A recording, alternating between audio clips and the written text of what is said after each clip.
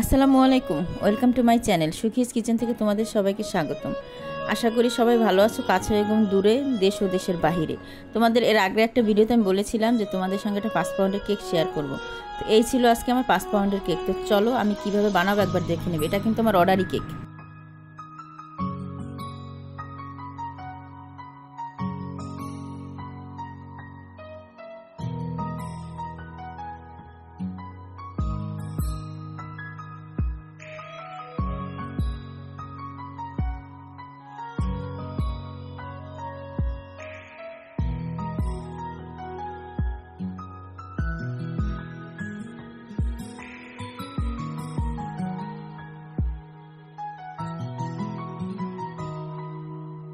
তো 5 পাউন্ডের কেকটা বানানোর জন্য আমার কাছে যেহেতু বড় যে কেকের বিজনেস যারা করে সেই আপুদের কাছে একটা মেশিন থাকে, ওই মেশিনে করে। তো আমার কাছে তো ওটা নেই, আমার কাছে বিটার মেশিন। তো আমি একসঙ্গে করতেছি না, আমি 2 পাউন্ড 2 পাউন্ড করে বানাবো। আর 2 পাউন্ড 2 পাউন্ড করে বানানোর পরে আমি সব একসঙ্গে জয়েন করবো, সেটা দেখাবো তোমাদের।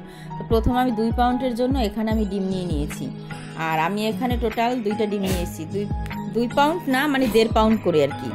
যাই হোক, তো আমি এটা সুন্দর করে বিট করে নিয়েছি। আর এক এক করে সব মশলা দিয়ে দিচ্ছি, ময় মশলা যা যা লাগে আর কি কেকে।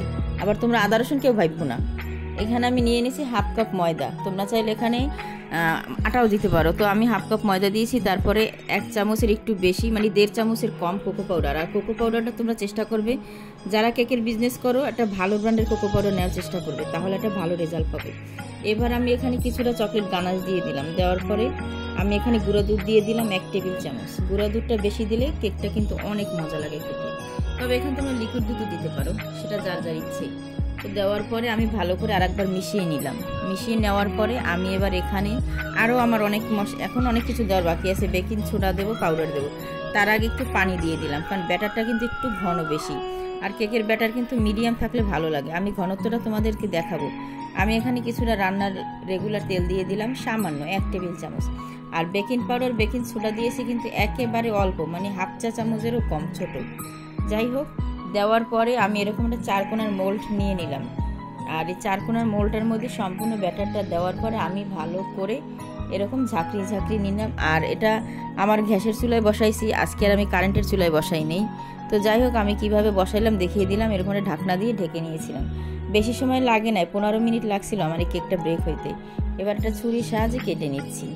4 কোণা থেকে এরকম করে উঠিয়ে বাস মাঝখানের কাগজটা উঠিয়ে নিলাম। এবার আমি এটাকে লেয়ার কেটে নেব। 2টা লেয়ার কাটবো, এর বেশি আমার কাটার দরকার নেই। আর কেকটা কিন্তু মশলা দিলে একেবারে সফট আর নরম হয়েছে অনেক, মানে তোমরা এটা মুখে দিলেই বুঝতে পারবে যখন তোমরা এরকম একটা কেক বানিয়ে খাবে। এবার পরেরটাও দিয়ে দিলাম। পরেরটা তোমাদের সঙ্গে শেয়ার করিনি, যেহেতু আমি একটা শেয়ার করছি। এমনিতেই ভিডিও অনেক বড়, আর বড় ভিডিও তো আমার আপু ভাইয়ারা দেখতে পছন্দ করে না। যাই হোক, এবার আমি লেয়ার কেটে নিচ্ছি। প্রথম যে কেকটা বানাইছিলাম সেটা লেয়ার কেটে নিচ্ছি। এরকম করে আমি 3টা কেকের লেয়ার কেটে নেব। আমি 3টা কেকে আমি 2 লেয়ার করব, বেশি আমি করব না। তোমরা চাইলে এখানে বেশি বড় লেয়ারও করতে পারো যদি বেশি করে সব কিছু দাও। আমি এখানে যেহেতু সব কিছু কম দিয়েছি, 2টা করে ডিম দিয়েছি।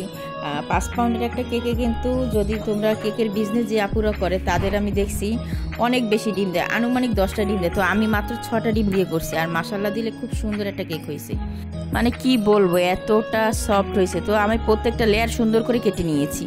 এবার চলে যাচ্ছি, আমি এখানে 2 পাউন্ডের একটা বোর্ড নিয়ে নিয়েছি। আর বোর্ডের উপরে আমি কেকগুলোকে 3টা বোর্ডের মধ্যে কিন্তু আমি প্রথমে প্রত্যেকটা কেকের ক্রাম পুডিং করে নেব। আর তার আগে আমি সুগার সিরাপ দিয়ে ক্রিম দিয়ে নিচ্ছি। এরপর ক্রাম পুডিং করার পরে আমি বাকিটা কি করে করব সেটা আমি তোমাদের সঙ্গে শেয়ার করব। অবশ্যই ধৈর্য নিয়ে সবাই ভিডিওটা দেখবে, তাহলে পারবে। তোমরা যারা ঘরে বসে এরকম বড় কেক বানাতে চাও, মানে যারা বিজনেস না করো, যে আপুরা বাচ্চারা কেক পছন্দ করে, তারা কিন্তু চাইলে এরকম সব মানে কিছু কিনে নিয়ে সহজভাবে তৈরি করতে পারো। কারণ একটা বড় কেক পেস্ট্রি শপ থেকে আনতে গেলে বা কোনো পেজ থেকে আনতে গেলে কিন্তু অনেক টাকা দাম নেয়।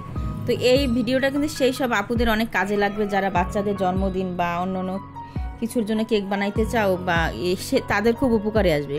তো প্রথম লেয়ারটা দেওয়ার পরে ক্রিম দেওয়ার পরে আমি উপর লেয়ারটা আবার দিয়ে ক্রাম পুডিং করে রেখে দিয়েছি। এবার পরেরটা আমি করে নিচ্ছি সেম একইভাবে।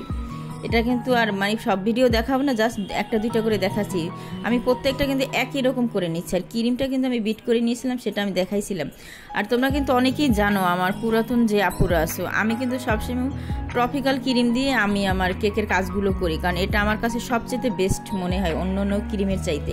তো যাই হোক, সব কটা কেকের আমি ভালো করে ক্রাম পুডিং করে রেখেছি। এবার আমি এখানে বড় একটা বোর্ড নিয়ে নিলাম, মানে কি বলবো 5 পাউন্ডের কেক রাখার যে বোর্ড। প্রথম একটা লেয়ার প্রথম আমি দিয়ে দিলাম। পরের কেকটা আমি 2টা স্লাইস করেছি, 2 সাইডে দিয়ে দিছি। আমি কিভাবে নিচ্ছি সেটা কিন্তু তোমাদের দেখাচ্ছি।